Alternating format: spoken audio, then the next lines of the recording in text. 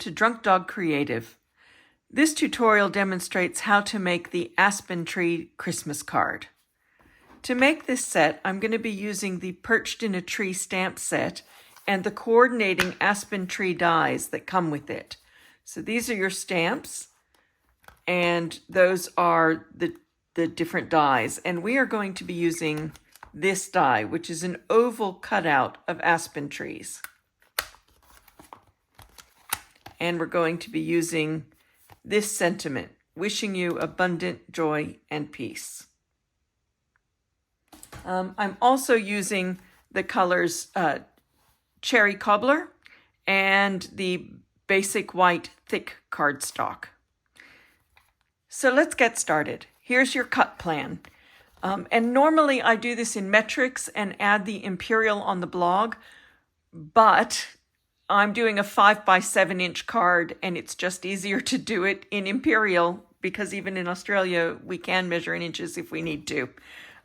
So I've taken a piece of A4 cardstock and cut it to 10 inches by 5 inches, and then I've scored it down the middle at 5 inches. And then that just folds, and just take your bone folder and crease that edge a little bit. So that's the card base. The inside sentiment piece is 4.5 inches by 6.5 inches, and that will just go on the inside, but I'll put that aside for now. How we're going to layer up the front is really simple.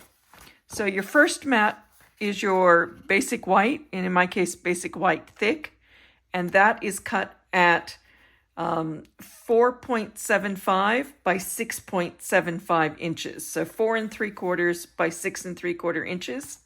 Then your second mat is another piece of the Cherry Cobbler, and it is 4.25 by 6.25 inches, or 4 1/4 by 6 1/4 inches, and that will layer there. Your card front is going to measure a very simple 4 inches by 6 inches, and it will lay like that. It's a very simple 2-mat layout. What is going to make this card unique is I've also taken this really beautiful piece of the Open Sleigh designer series paper. They're all double-sided. There's 48 sheets in a pack. And this one is those beautiful birch trees with a little bit of the red accent and a little bit of a sunny glow. And I've cut it from 6 by 6 inches to 4 by 6. And I cut the left off and kept the right.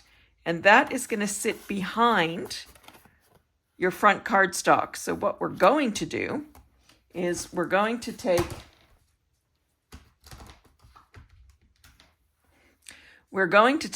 this die, and we're going to cut it out of the front to reveal the DSP behind.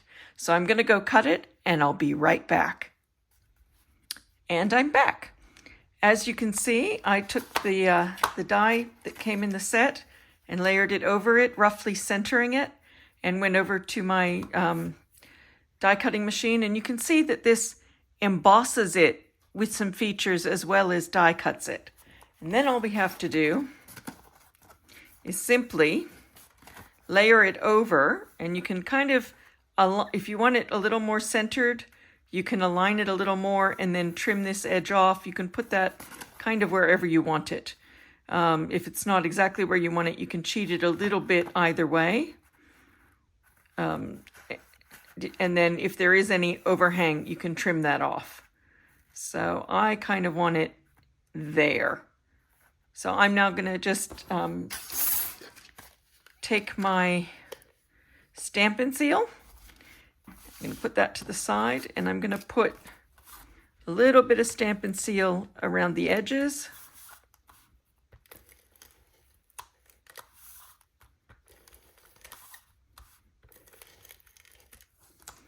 And just a couple of little jabs along here, so that I don't want the branches to completely stick down, but I do want them to be secure.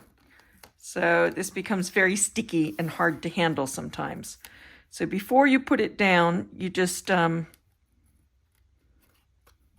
a few of the bits that show out. You don't have to worry about that till afterwards, really. But just line it up where you want it. Stick it down. And then if there's an overhang because the design wasn't quite right, you just trim that off with your trimmer. So that's now trimmed and centered how I want it. And now it's simply a question of layering everything together and doing a sentiment. The card is that easy. The designer series paper does all the work for you. One die cut, and that's it. So we're gonna layer this up now.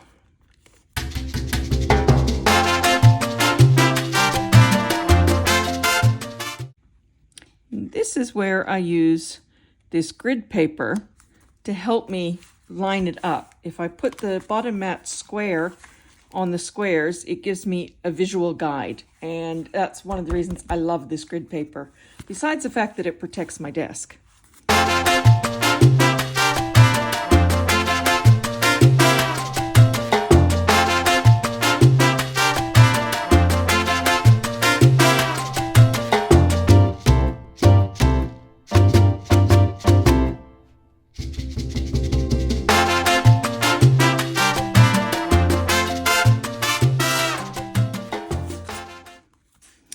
This, by the way, is a glue eraser. And when you put tape on a cutout like this, sometimes there are stray bits that show through. And if you just very lightly rub it with your glue eraser, it will take those little bits of glue off. It's a genius little piece of kit. All right, so now the card is layered and my inside is in. You can leave it like this. You can step it up in several ways. You can add a ribbon. I'm going to add a sentiment tag to it, and you could leave the front plain and stamp a sentiment on the inside. That's totally fine. You could do both.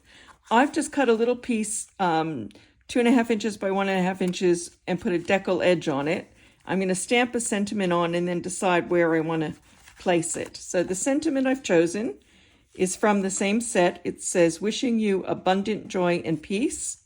And I'm going to use my cherry cobbler stamp pad to do this. And you just lightly tap it. If you press too hard, it gets on the edges, and that's where you can mess things up. You can see a little bit there.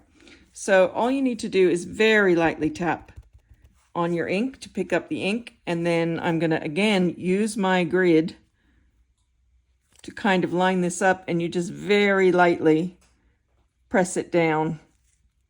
Very lightly, and that's all you need to do to stamp an image. It is that easy. The stamps are high quality and the ink is high quality, so there's not a lot. You don't need to press hard. Then I'm going to close my ink up, and I'm going to wipe my hands because I always get ink on my hands every time, and then I smudge it on the white front, and I don't want to do that. So I'm just going to give my hands a little wipe.